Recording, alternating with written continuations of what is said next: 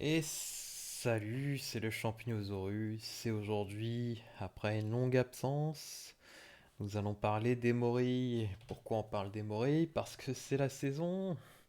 Nous sommes fin avril.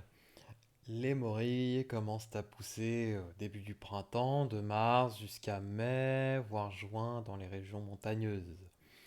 Bien sûr, il faut que les conditions météo soient avec nous pour qu'il y ait une saison riche en morilles. Il faut qu'il y ait un fort choc thermique, c'est-à-dire un hiver froid suivi d'un printemps chaud et humide avec pas mal de pluie. Et s'il a bien neigé pendant l'hiver, c'est, paraît-il, encore mieux. C'est un champignon très prisé, déjà parce qu'il est très bon, aussi parce qu'il est rare et difficile à trouver. Ses apparitions sont très capricieuses. Et il se cache en plus. C'est un champignon qui aime se cacher sous la végétation. Alors, c'est où les coins à Maury? Des endroits ensoleillés, vraiment, qui baignent dans le soleil, en lisière de forêt, dans les forêts de conifères surtout, les forêts de feuillus, les chemins, les talus exposés au soleil, dans des sols calcaires plutôt basiques, c'est là où on va les trouver. C'est encore mieux s'ils ont été incendiés l'année précédente, alors ça veut pas dire qu'il va falloir mettre le feu partout, mais bon. Et vous pouvez les trouver aussi dans les jardins, bien que j'en ai jamais vu dans mon jardin. Mais c'est parce que c'est un sol plutôt acide que j'ai, moi. Ou dans les ruines, les maisons en ruine, les trucs comme ça. Ne détruisez pas les maisons pour avoir des morilles, s'il vous plaît. Alors attention, c'est un champignon qui est toxique. Les morilles sont toxiques crus. C'est pas parce qu'on vous dit ah les morilles c'est bon, oh là là qu'il faut se jeter dessus et les manger. Non non, faut attendre, il faut faire attention. Il faut bien se renseigner sur le champignon avant de le manger parce qu'il est responsable d'intoxication. Non grave, certes, mais quand même. Euh, on ne sait pas trop quelle est la toxine vraiment responsable des intoxications. On pense que c'est l'hémolysine, une toxine qui détruit les globules rouges. Et heureusement pour nous, elle est thermolabile, ce qui veut dire qu'elle est détruite par la chaleur. Donc il faut bien cuire les morilles pendant au moins 15 minutes, sinon c'est l'intoxication assurée. C'est un champignon toxique qu'on mange, qu'on rend comestible en le cuisant. Comme quoi, la notion de comestibilité, c'est quelque chose, j'ai déjà dit, c'est quelque chose de relatif avec les champignons. Alors, la toxification à la morille, ça ressemble à quoi? Donc, on l'a dit, ça arrive quand on la consomme insuffisamment cuite, voire crue, fraîche. Si elle est séchée pendant 6 mois, normalement, il n'y a plus de toxines à l'intérieur. Donc, au pire, vous attendez avant de la manger.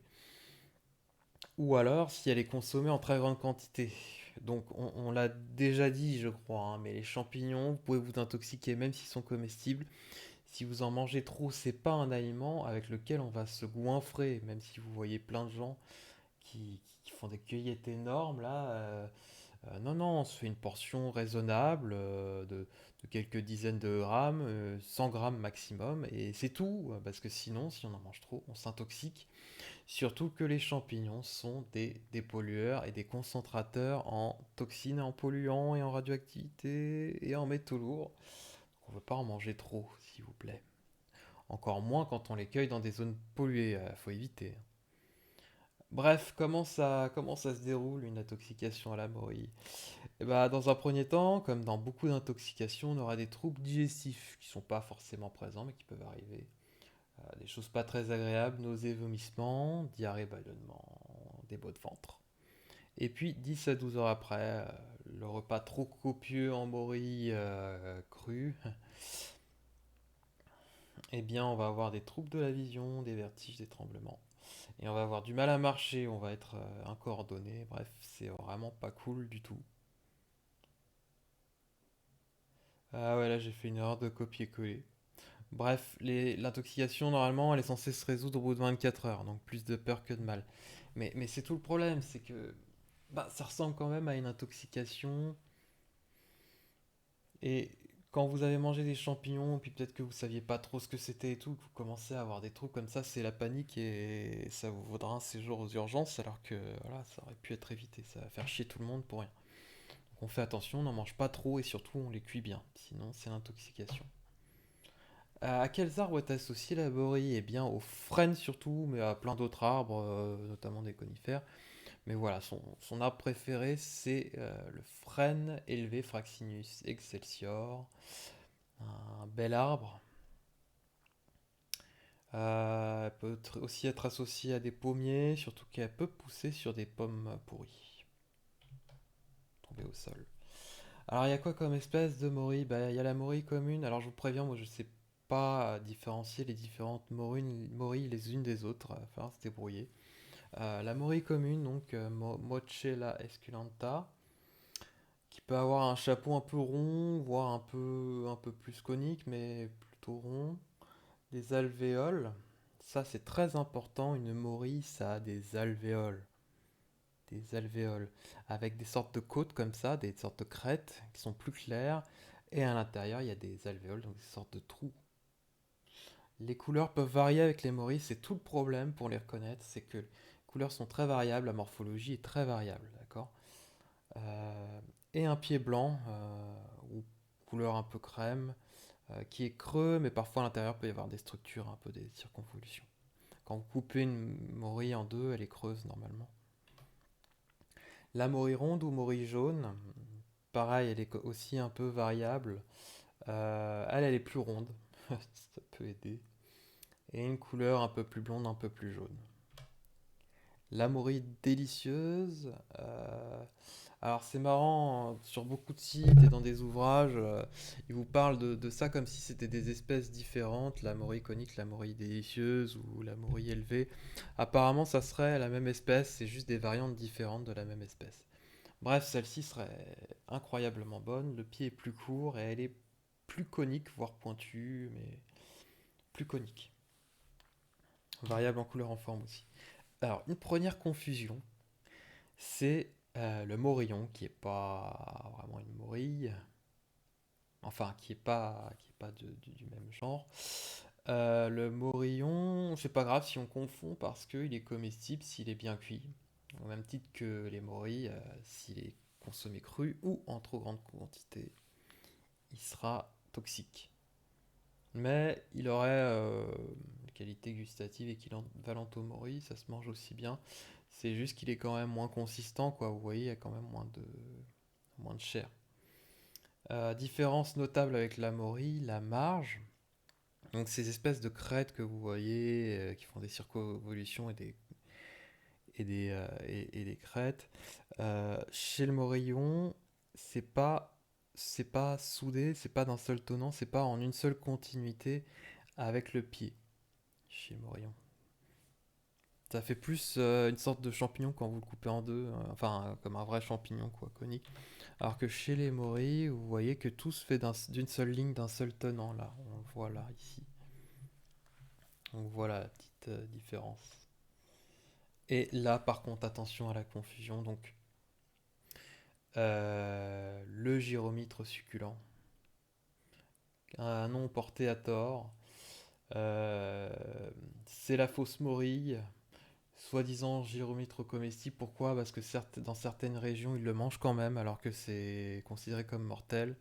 Si bien qu'on s'est rendu compte que dans certains villages, il y avait des maladies neurologiques très graves, provoquant des décès, qui étaient dus en fait à la consommation régulière de ce gyromitre. Hein, les gens, ils veulent rien écouter, ils le mangent et bah ça provoque ça. C'est des médecins généralistes qui ont découvert ça en se disant tiens, c'est quand même bizarre que une maladie aussi rare neurologique se retrouve comme ça plusieurs fois dans le même village.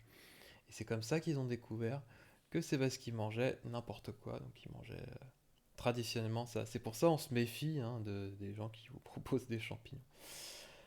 Il est très toxique, il provoque des syndromes neurologiques, des défaillances rénales et tout. Mais dans la plupart des cas, en fait, ça va. C'est pas, il y a pas mal de champignons, c'est pas mortel à 100%, c'est mortel si on n'a pas de chance.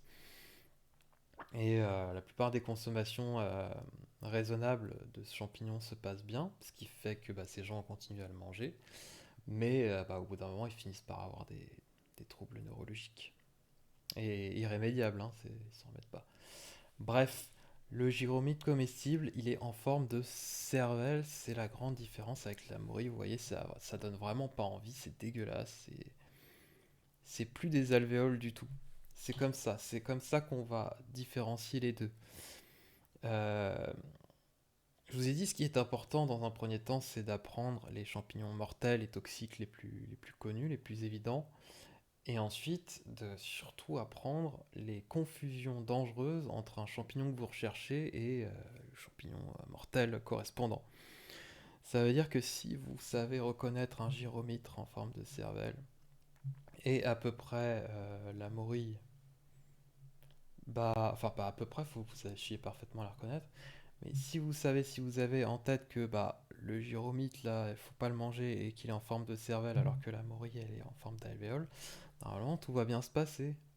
Vous allez bien cuire la morille que vous allez bien reconnaître, vous allez éviter les gyromitres et ça devrait aller. C'est vraiment un gage de sécurité de connaître les champignons mortels, même si vous n'allez pas les manger. Ça vous évitera des confusions dramatiques. Alors, vous l'avez remarqué sur ma chaîne, moi je pique les photos partout, c'est pas bien du tout. Je les pique sur Wikipédia, je les pique sur Google Images, et je les pique sur des sites dont voici les liens, Mycorance et MycoDB qui ont de très belles photos. Et je leur pique ça, j'aurais même pas demandé autorisation, donc toutes ces jolies photos là, ça vient d'eux. D'ailleurs, j'ai essayé de laisser les copyrights, comme ça on voit qui a photographié. Un jour, quand j'arrêterai d'avoir la flemme, j'irai les photographier. Mais bon. Donc voilà, voilà, n'hésitez pas à poser des questions. Alors bien sûr, c'est pas une espèce de cours exhaustif absolu, c'est juste une présentation générale pour donner envie aux gens de se poser quelques questions avant d'aller chercher les champignons et voilà et de regarder. Mais moi, je vous conseille dans un premier temps de pas aller chercher les morilles pour les manger, juste observez-les dans la nature. Baladez-vous, regardez un peu à quoi ça ressemble, prenez des photos, essayez de trouver le essayez de trouver le gyromètre en forme de cervelle. Pareil, prenez-le en photo, comparez-le avec la morille. Et une fois que vous connaissez bien tout ça, peut-être alors que vous pourrez cueillir les morilles. Mais avant ça, il faut être guidé par un professionnel, par un mycologue et tout. Allez pas vous lancer comme ça en amateur à la recherche de champignons pour les manger. La nature est cruelle. Elle a été très cruelle avec les gens qui ont mangé des gyromètres pendant des années en pensant que tout allait bien se passer, par exemple. Ce serait dommage de finir handicapé à vie. Voilà, voilà. Salut, salut.